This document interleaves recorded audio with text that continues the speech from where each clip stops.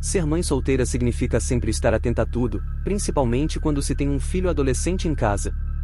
A rotina já era cansativa, mas o que começou a acontecer naquela semana foi algo que mudou completamente o meu senso de segurança.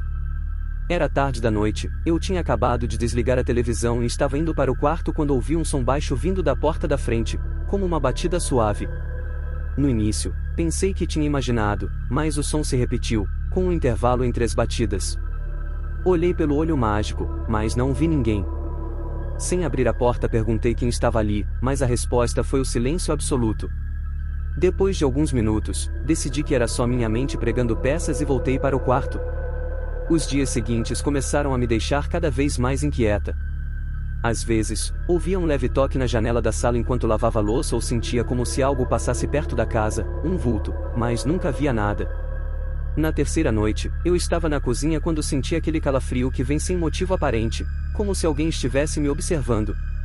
Olhei para o quintal pelos vidros da janela, mas só via escuridão.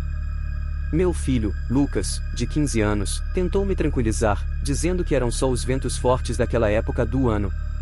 Ainda assim, passei a checar se tudo estava trancado antes de dormir, com aquela sensação estranha de que algo não estava certo. Na quinta noite, o desconforto virou medo.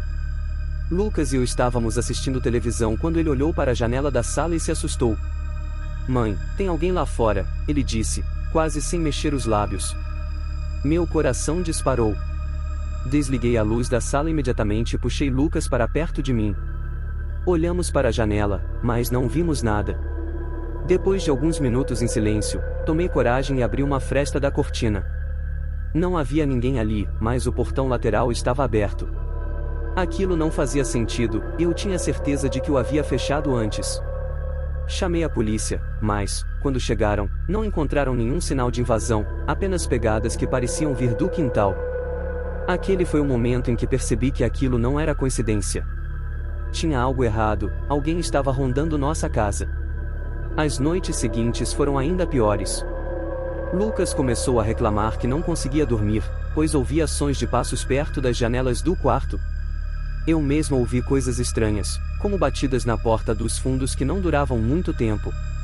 Passei a ficar acordada até mais tarde, verificando as janelas e portas repetidamente, enquanto Lucas dormia no seu quarto. Naquela noite, tudo chegou ao limite. Por volta das 2 da manhã, ouvi o som de algo sendo arrastado no quintal. Meu corpo congelou por um instante, mas peguei meu celular e corri para o quarto de Lucas. Ele já estava acordado, dizendo que tinha visto alguém agachado perto da cerca. Tentei manter a calma, mas meu coração estava disparado. Apaguei todas as luzes da casa e mandei Lucas ficar no quarto, enquanto eu ligava para a polícia novamente. Falei baixinho, tentando não ser ouvida lá fora, e expliquei a situação. Peguei uma lanterna e iluminei o quintal pela janela da cozinha. Foi aí que vi uma figura agachada perto da cerca, como se estivesse tentando abrir caminho para passar. Quando a luz da lanterna o atingiu, ele se levantou bruscamente, ficou parado por um segundo e me encarou. Ele usava um capuz que cobria parte do rosto, mas consegui ver os olhos dele refletindo a luz antes que ele disparasse em direção ao portão lateral. A polícia chegou em poucos minutos e começou a vasculhar a área. Encontraram marcas na cerca e um alicate jogado no chão, como se ele estivesse tentando cortar alguma coisa.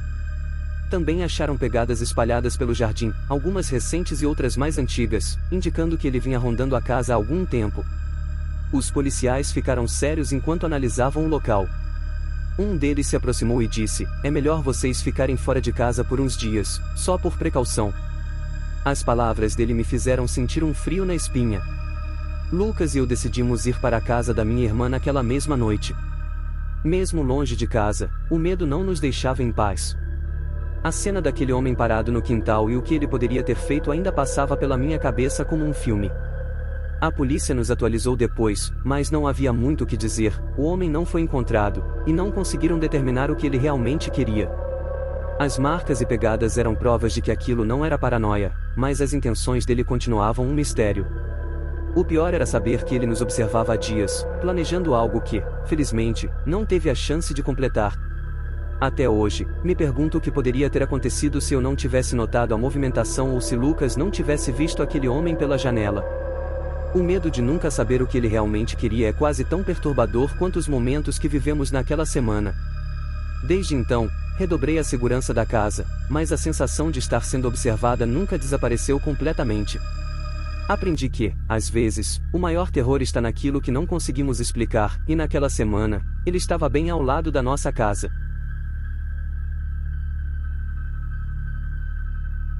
Eu estava cuidando do cachorro de um amigo, um labrador velho e tranquilo chamado Max, enquanto ele viajava. A casa ficava em um bairro sossegado, o tipo de lugar onde as ruas ficam desertas à noite e os vizinhos são discretos. Na primeira noite, por volta das 11, decidi levar Max para uma caminhada no quintal antes de dormir. O ar estava frio, e tudo parecia em silêncio absoluto, exceto pelo som das patas de Max na grama. Enquanto ele farejava perto da cerca, algo chamou minha atenção no limite do quintal. Havia uma figura parada, imóvel, entre as árvores. No início, achei que era apenas minha imaginação, mas quanto mais olhava, mais tinha certeza de que era alguém. Chamei por Max, tentando não demonstrar nervosismo, mas ele continuou farejando como se nada estivesse errado. "Quem está aí?" gritei, mas não houve resposta. A figura permaneceu imóvel, como uma sombra solidificada na escuridão. Peguei o celular para iluminar o local, mas a luz não alcançava tão longe. Quando Max finalmente voltou para perto de mim, olhei de novo para o mesmo ponto, e a figura não estava mais lá. Um calafrio percorreu meu corpo enquanto eu voltava para dentro da casa, trancando todas as portas. Tentei me convencer de que era apenas um vizinho ou talvez minha mente pregando peças, mas algo naquela situação não parecia certo. Na segunda noite, fui até o quintal mais cedo, por volta das 10, ainda tentando convencer a mim mesmo de que a figura da noite anterior era fruto da minha imaginação. Max parecia calmo, como sempre, e eu mantinha o celular em mãos, iluminando o quintal conforme ele explorava. Tudo parecia tranquilo, até que ouvi um leve estalo vindo do outro lado da cerca, como se algo ou alguém tivesse pisado em um galho. Meu coração acelerou, mas decidi não reagir imediatamente. Em vez disso, caminhei devagar até a cerca, com a lanterna apontada para o chão. Foi então que vi marcas no gramado, como se alguém tivesse estado ali recentemente. Elas eram profundas, como se a pessoa tivesse ficado muito tempo parada no mesmo lugar. Tentei ignorar, voltando para dentro com Max, mas minha cabeça já estava cheia de perguntas. Quem estaria parado ali na noite anterior? E por que parecia que havia alguém rondando a casa? Antes de dormir, chequei todas as portas e janelas novamente, tentando afastar a ideia de que havia algo errado. Por volta das 2 da manhã, fui acordado por Max rosnando. Ele estava parado na frente da porta de vidro que dava para o quintal, com os olhos fixos na escuridão lá fora. Peguei a lanterna e iluminei o quintal, mas não consegui ver nada de imediato. Só quando me aproximei mais foi que percebi uma silhueta na lateral do quintal, parcialmente escondida por um arbusto. Era a mesma figura, imóvel, como na noite anterior, mas dessa vez parecia ainda mais próxima da casa. A figura parecia me observar, mesmo sem eu conseguir distinguir nenhum detalhe. Era como se fosse parte da escuridão, mas a postura rígida e a forma como se mantinha parcialmente escondida me diziam que aquilo era alguém, não um objeto ou uma sombra.